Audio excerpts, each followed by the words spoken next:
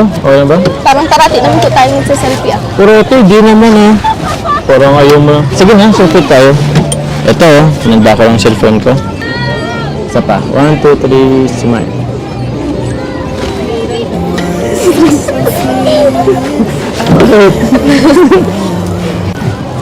Ayun ha. Ito mo naman no. Di naman halatang mas matanda ko siya ng konti. Alam ko hindi. O anong hindi? O tinan mo oh. Parang di ka nakakalayo. Bagay na bagay mo oh. O ganda oh. Ganda mo. Pogi naman ako. Diba? Diba? Bakit? Bakit ganda ko? Kaya, ganda ng bagyo no? Diba maganda ang bagyo? Sobra. Sobra. Akala, maliban sa Baguio, saan pa gusto mong pumunta? Sa Albay po.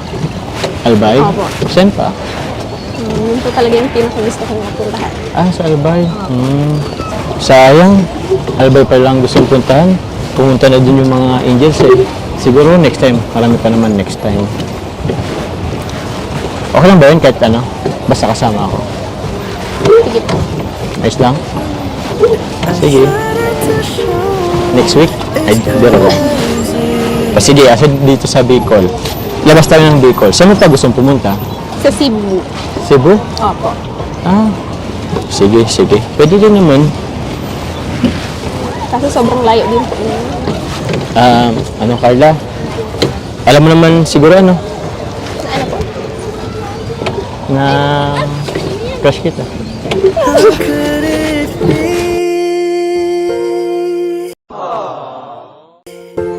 Bakit? Crush nga kita?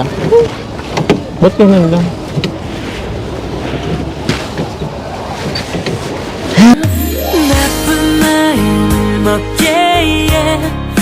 Bakit naman po? Bakit hindi? Maganda ka naman, mabait, tsaka mapagmahal sa pamilya. Oh, diba? Isa yun yung mga qualities na gusto ko sa isang babae. Ayong ba nun? Ano Carla? Doon sa sinabi ko, doon sa inamin ko. Anong masasabi mo doon? Okay lang. Ba't okay lang?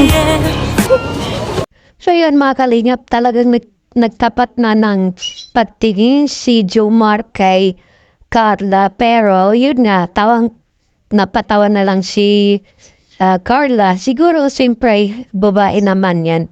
Talagang hindi rin sanay sa mga nanililigawan siya, di ba?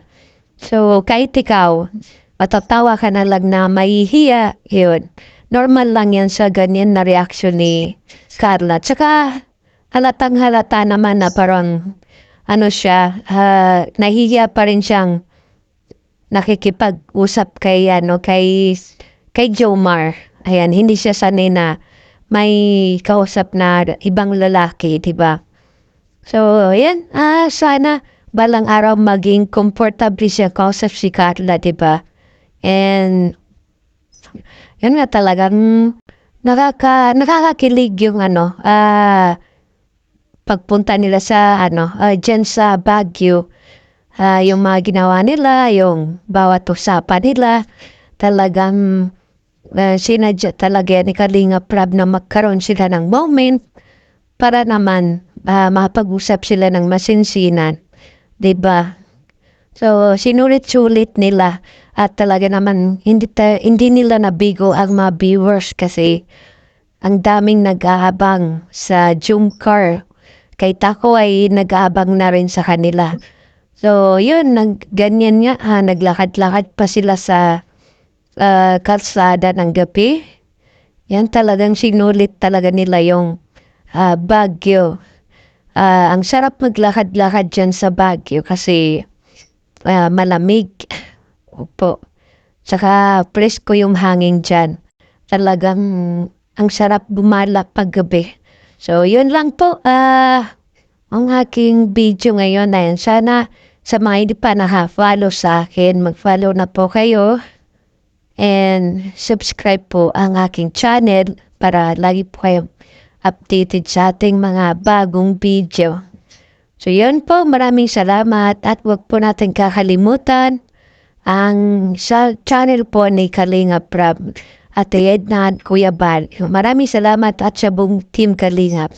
Bye-bye and God bless. Din ako na mga ganyan sa pagsama kila Kalinga Prab. Yung tipong kailangan kasamahan, yung mga tulad nyo, angels, pag may kailangan kayo. So, hindi na yan sa akin big deal. Pero iba kasi mas special ka.